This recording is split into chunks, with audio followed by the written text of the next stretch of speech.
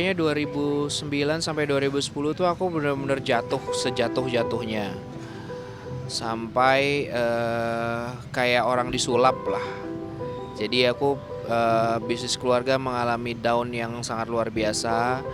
Terus di situ kehidupan aku drastis berubah 180 derajat banget. Dan banyak banyak hal yang dilaluin sama aku sama almarhum mama dan papa ya, sampai akhirnya mama sakit dan meninggal di 30 Agustus kemarin. Ya turun naik kita sampai susah makan, sampai kita nggak tahu harta kita kemana.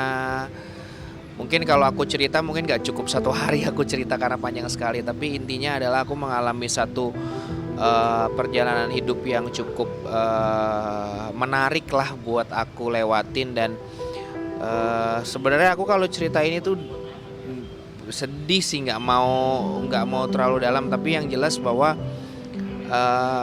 apa yang terjadi itu memang luar biasa sih. Seperti aku percaya bahwa takdir Tuhan tuh bisa merubah keadaan seseorang dengan sekejap. 2010 sampai 2000 ya sampai sekarang lah, tapi semua bertahap. Tapi memang 2010 sampai 2013 itu benar-benar yang ya mungkin masih banyak yang lebih susah dari aku. Tapi buat aku yang terbiasa hidup di atas awan gitu ya, tiba-tiba harus menjalani ini buat aku dan almarhum mama dan papa bukan sesuatu yang mudah gitu sih. Jadi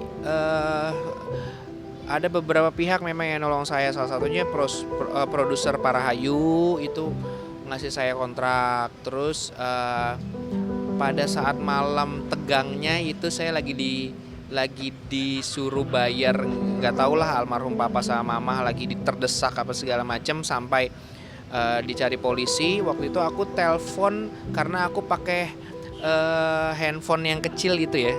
Handphone kecil cuma beli berapa itu kalau nggak salah Asia atau apa aku lupa. Aku telepon Raffi malam itu untuk pinjam uang 5 juta sama Yadi Sembako. Dan Raffi cerita bilang sama aku, bokap kemana gitu, karena dia tahu aku punya kapasitas keuangan yang baik keluargaku. Begitu juga Yadi Sembako. Jadi dan aku sampai detik ini berapa tahun ini belum pernah ketemu Raffi, belum pernah ketemu. Kalau Yadi Sembako suka ketemu, nggak pernah cerita juga, nggak pernah bagaimana. Sampai 2013 kalau nggak salah saya sempat ketemu dia di acara musik. Saya bilang, bro aku belum bisa balikin uangnya, udah pakai aja. Sama sekali nggak. Jadi kemarin di podcast itu juga aku cerita, aku mau ngucapin terima kasih. Mungkin belum pernah ngucapin terima kasih kepada Raffi, kepada Mas Yadi. Makasih banyak atas semua bantuannya. Jujur nggak ada maksud gimana, hanya ngucapin banyak terima kasih. Dan teman-teman banyak yang bantu kok. Ada Wendy Harlin, ada saya tinggal di DJ Sumanti, yang kalau saya sebutin mungkin nggak bisa satu-satu. Tapi Raffi Ahmad dan Yadi Sembako itu sama Parahayu memang yang berada di momen-momen yang bisa dibilang kalau nggak diselamatin mereka mungkin nggak tahu lah.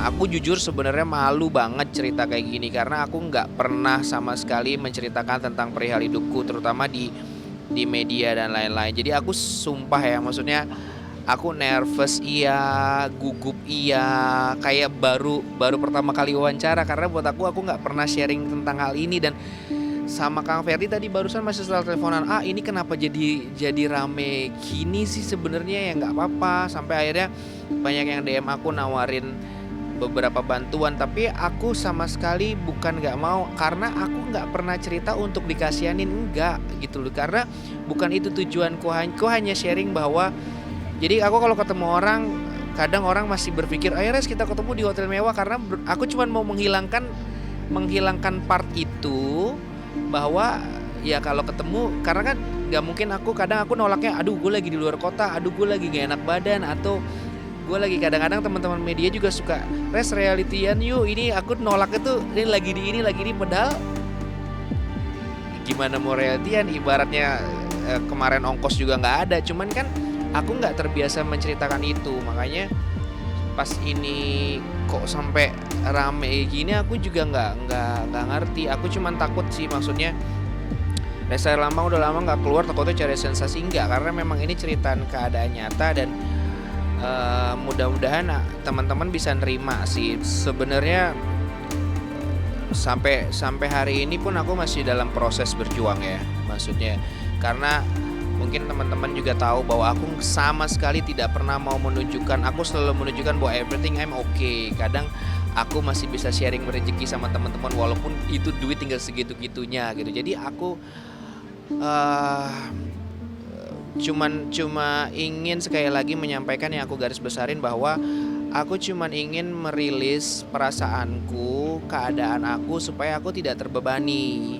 Kalaupun misalnya aku harus tampil di TV, aku tampil di nyanyi, aku diundang media, aku bisa akhirnya teman-teman bisa jujur, aku bisa jujur keadaanku bahwa tunggu deh gue nyari ongkos dulu. Kalau kemarin kan aku terbebani karena hal-hal seperti ini, ataupun orang-orang aja ketemu aku tujuannya bisnis gitu. Jadi mudah-mudahan bisa lebih sejatinya berteman sama aku, atau ya ngajak aku sharing atau ketemu atau hal lain apapun, itu menjadi sejati aku. Aku hanya ingin menghilangkan itu sih, nggak ada tujuan lain. Aku cuma mau semuanya baik, dalam arti kata bisa berkarya lagi. Ini juga lagi cari kesempatan, lagi cari ya mudah-mudahan ada rezekinya, pengen bisa nyanyi lagi, pengen bisa bekerja lagi, pengen bikin mama bangga, itu aja. Jadi apa ya, karena mama sebelum meninggal cuma bilang sama aku, Mas, mama kapan kamu nyanyi lagi, kapan tampil di TV lagi. Tapi kan buat aku semua itu juga tidak bisa seperti membalikan telapak tangan. Aku bilang insya Allah Ma, mudah-mudahan aku masih bisa diterima di industri, masih bisa nyanyi lagi, masih bisa dipercaya untuk ya apapun yang kerjanya aku dapat terutama di dunia entertain. Tapi aku juga nggak menutup kemungkinan kerjaan-kerjaan di luar entertain juga. Intinya apapun yang rezeki yang datang aku syukuri. Tapi sekali lagi aku tekankan di sini, aku tidak menerima donasi.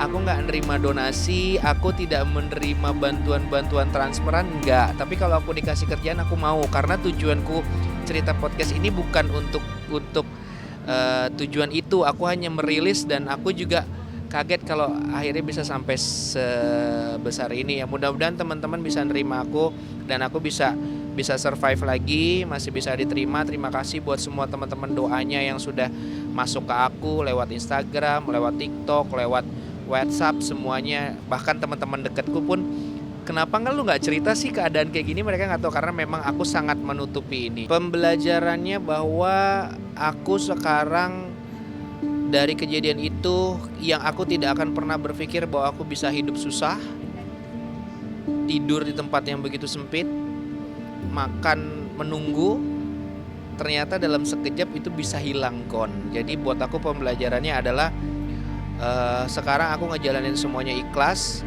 karena aku sudah pernah mengalami yang namanya betul-betul kun fayakun disulap ya. Karena nggak ada, kalau orang terjun payung tuh aku ibaratnya pakai payung ya. Kalau ini benar-benar hari ini siang, ibarat hari ini di dunia ini, besok aku masuk pintu udah di dunia lain gitu. Jadi itu pelajaran yang paling penting yang aku ambil gitu. Jadi aku jalanin aja. Sekarang aku hanya menjaga diri aku supaya bisa menjalani hidup dengan baik, keluarga aku sehat, bisa angkat derajat lagi, semuanya baik-baik, bisa bekerja seperti biasa.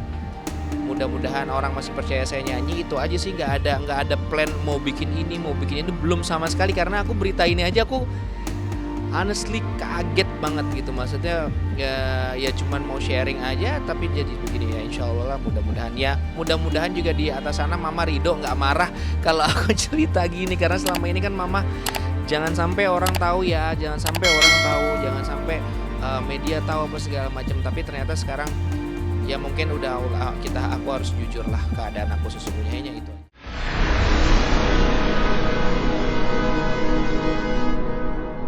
Jadi jangan lupa untuk subscribe Cumi Cumi.